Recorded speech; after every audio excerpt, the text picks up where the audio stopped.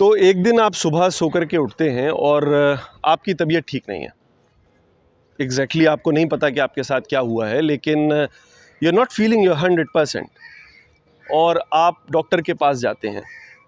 Now doctor को भी exactly नहीं पता कि आपके साथ क्या हुआ है, मगर डॉक्टर आपको सर्टेन टेस्ट लिख करके दे देता है कि भाई साहब ये टेस्ट करवा लीजिए, एटलीस्ट हमें ये पता चल जाएगा कि आपके साथ मसला है क्या।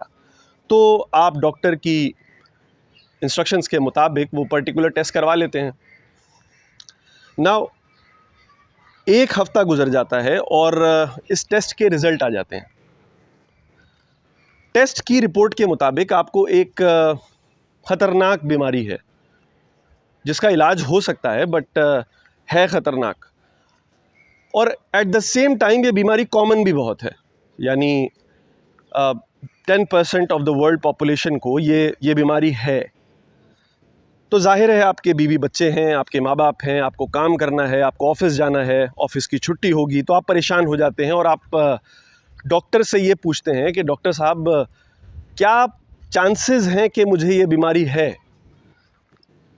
तो अब डॉक्टर आपको हैरत की निगाह से देखता है और डॉक्टर बोलता है भाई साहब आपका टेस्ट पॉजिटिव आ गया है, तो इसका मतलब है आपको ये ख़तरनाक बीमारी है।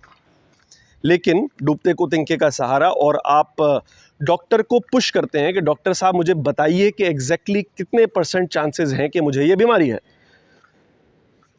नाउ डॉक्टर आपको ये कहता है कि देखिए इस टेस्ट की एक्यूरेसी 90% है, यानी अगर 100 लोग जिनको ये बीमारी है वो ये टेस्ट करवाएं तो 100 में से 90 लोगों में ये पर्टिकुलर टेस्ट बीमारी को पकड़ लेगा। और अगर 100 लोग जिनको ये बीमारी नहीं है वो ये टेस्ट करवाएं तो 100 में से 90 लोगों के बारे में ये टेस्ट उनको क्लियर कर देगा कि इनको ये बीमारी नहीं है। अब अगर मैं आपसे पूछूं कि इस तरह का 90% एक्यूरेट टेस्ट जिसकी रिपोर्ट पॉजिटिव आ जाती है, इस सूरत में कितने % चांसेस हैं कि आपको वाकई बीमारी है। अगर आपका जवाब 90% है तो ये गलत होगा।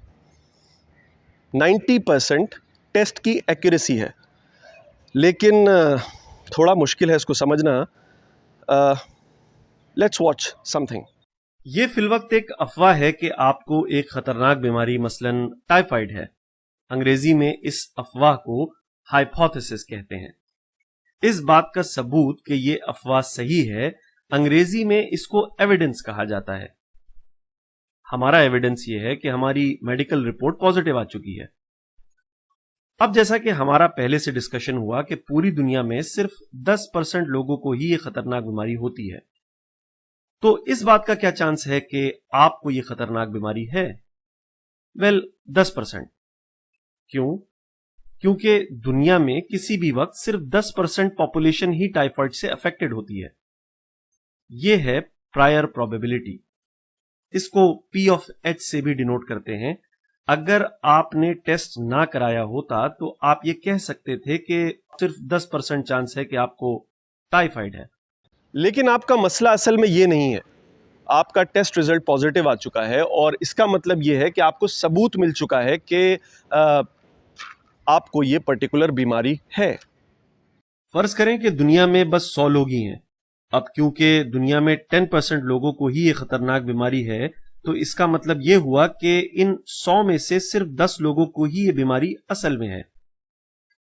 हमारा टेस्ट 90% एक्यूरेट है, मतलब 10 में से 9 को तो हमारा टेस्ट बिल्कुल सही पकड़ लेगा, ट्रू पॉजिटिव, यानी बीमारी है भी और टेस्ट ने भी सही पकड़ लिया। लेकिन गलती सिर्फ बीमारी ना पकड़ने को नहीं कहते, गलती इसको भी कहते हैं कि बीमारी नहीं थी लेकिन टेस्ट पॉजिटिव आ गया। हमारा टेस्ट 90% एक्यूरेट है और 10% गलती भी करता है, मतलब इन 90 लोगों में से जिनको बीमारी नहीं है, हमारा टेस्ट रिजल्ट गलती से यह बोलेगा कि इनमें से 10% या 9 लोगों को यह बीमारी है। कुल मिलाकर हमारा टेस्ट 100 में से 18 लोगों के बारे में यह बात बताता है कि इनको बीमारी है, लेकिन यह बीमारी असल में कितने लोगों को थी?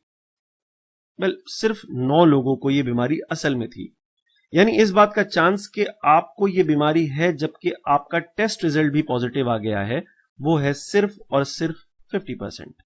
मतलब ऐसा टेस्ट जिसके बारे में ये मशहूर है कि ये 90% एक्यूरेट है, ऐसे टेस्ट के रिजल्ट पॉजिटिव आ जाने पर भी आप सिर्फ 50% श्योर होगे कि आपको वाकई ये ख़तरनाक बीमारी लेट्स से टाइफाइड है।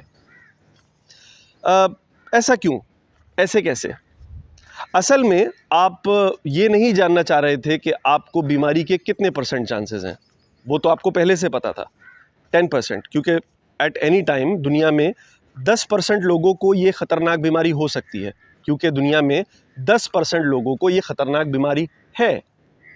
असल में आप ये जानना चाह रहे थे कि आपको कितने परसेंट चांसेस हैं कि आपको ये ख़तरनाक बीमारी है जबकि आपकी रिपोर्ट भी पॉजिटिव आ गई है। असल में हमारा जवाब 3 बातों पर डिपेंडेंट है। पहली ये कि इस बात के क्या चांस हैं कि आपको किसी भी वक्त इस तरह की खतरनाक बीमारी हो सकती है, इसे कहते हैं प्रायर प्रोबेबिलिटी। दूसरा ये कि इसके क्या चांसेस हैं कि आपका टेस्ट पॉजिटिव आ जाता है अगर ये मान लिया जाए कि आपको ये खतरनाक बीमारी है। यहां हम टेस्ट की एक्यूरेसी की बात कर रहे हैं और इसे अंग्रेजी में लाइक्लीहुड कहा जाता है। और तीसरा कि इस बात के क्या चांसेस हैं कि टेस्ट पॉजिटिव आता है, इसे कहते हैं एविडेंस। थोड़ा सा मैथमेटिकल ऑपरेशन अगर परफॉर्म किया जाए तो हम अपने आंसर तक पहुंच सकते हैं, यानी इस बात के क्या चांस हैं कि हमें वाकई बीमारी है जबकि हमारा टेस्ट पॉजिटिव आ चुका है। प्रायर प्रोबेबिलिटी हम जानते हैं कि 10% है, लाइक्लीहुड है 90%, क्योंकि अगर किसी इंसान को वाकई टाइफाइड हो तो 90% चांस है कि हमारा टेस्ट उसे पकड़ लेगा। दूसरे लफ्जों में हर 10 टाइफाइड के मरीजों में से 9 का रिजल्ट पॉजिटिव आता है। एविडेंस को 2 हिस्सों में तोड़ा जा सकता है। एविडेंस मतलब प्रोबेबिलिटी कि टेस्ट पॉजिटिव आएगा, तो 10 में से 9 मरीजों का तो बिल्कुल सही टेस्ट रिजल्ट पॉजिटिव आएगा, लेकिन हमें यह याद रखना है कि 90 में से भी 9 मरीजों का टेस्ट रिजल्ट पॉजिटिव आएगा, हालांकि वो गलत है। जब हम इसको हल करेंगे तो जवाब आएगा 50% और यह कहलाएगी पोस्टीरियर प्रोबेबिलिटी। बाइस नामी एक मैथमेटिशियन ने यह फॉर्मूला प्रेजेंट किया था कि अगर आपको किसी हाइपोथेसिस की पोस्टीरियर प्रोबेबिलिटी मालूम करनी है तो आपको 3 चीजें पता होनी चाहिए: प्रायर प्रोबेबिलिटी, लाइक्लीहुड और एविडेंस। लेकिन सवाल ये आता है कि बेयजियन थ्योरम की एप्लीकेशन क्या है? सबसे आसान और सबसे मशहूर एप्लीकेशन है स्पैम ईमेल फ़िल्टरिंग, जो आपने आउटलुक या जीमेल में देखा होगा कि कई बार आपको ऐसी ईमेल आती है जिसमें नाइजीरिया के सदर आपको ईमेल कर रहे होते हैं कि मुझे ज़रा $50 भेज दो ताकि मैं तुम्हें कॉल कर सकूं और $50,000 वापस कर सकूं। इस तरह की ईमेल्स के हवाले से मशीन लर्निंग में bayesian मैथमेटिक्स का इस्तेमाल किया जाता है। क्या मतलब? इस बात के कितने परसेंट चांसेस हैं कि एक पर्टिकुलर ईमेल स्पैम है जबकि उसमें ये अल्फाज मौजूद हैं। So in principle machine learning is heavily dependent upon the Bayesian theorem. कल सूरज निकलेगा या नहीं, परसों बारिश होगी या नहीं, एक बातूनी इंसान के क्या चांसेस हैं कि वो वकील हो या एक लाइब्रेरियन हो। आप में से बहुत सारे लोग ये कह देंगे कि एक बातूनी इंसान के वकील होने के चांसेस ज़्यादा हैं बनिस्बत ये कि वो एक लाइब्रेरियन हो, बट आपने कभी भी बेयजियन थ्योरम का इस्तेमाल ही नहीं किया। इस बात को जानने के लिए कि एक बातूनी इंसान के लाइब्रेरियन होने के चांसेस ज़्यादा हैं या वकील होने के, आपको ये पता होना चाहिए कि किसी भी आम इंसान के लाइब्रेरियन होने के चांसेस ज़्यादा हैं या वकील होने के। मशीन लर्निंग और बेयजियन स्टैटिस्टिक्स पर फिर कभी बात करेंगे, लेकिन फिल वक्त आपको इस ब्यूटीफुल थ्योरम से मुतारिफ़ कराना था ताकि आप ये समझ सकें कि मशीन लर्निंग एक्चुअली मैथमेटिक्स का ही दूसरा नाम है। पीस।